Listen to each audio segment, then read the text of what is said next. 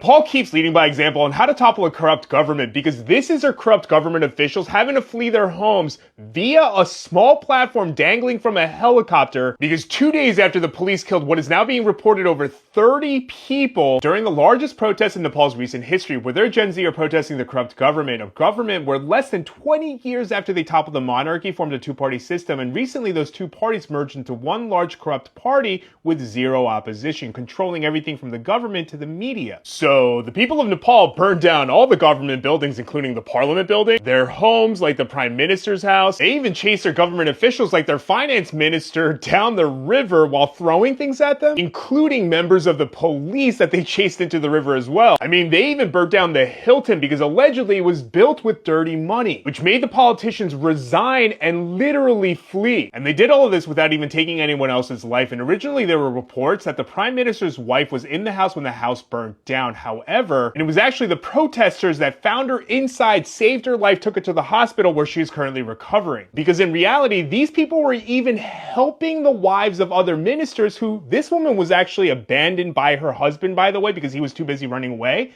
They didn't harm her, they actually helped her get to a hospital. And because the toppling of the government was reactionary, as in that it wasn't planned ahead that they were going to, but it was in reaction to the fact that the police were taking their lives, rioters and looters saw an opportunity and joined in, and they were actually the ones that set a lot of the fires. And I did see a bunch of videos of people that were way older than Gen Z that were breaking into abandoned police stations, stealing guns and ammo, and the night that the parliament burned down, it did get a little dark in Nepal. But the next morning, the Nepali people, and I'm not talking about a couple, I'm talking about hordes of people, like the majority of people came out and they started to rebuild Nepal. No, I'm talking like people literally came out and started to rebuild Nepal. And that includes the Gen Z protesters tracking down and finding everyone who stole and looted stuff and publicly forcing them to go return it to the businesses that they stole it from. Like, the people of Nepal protested peacefully. They effectively created damage without doing harm. Then they're fixing and repairing everything that was broken and then holding their own people accountable for their crimes. Rest of the world, I need everyone to take note.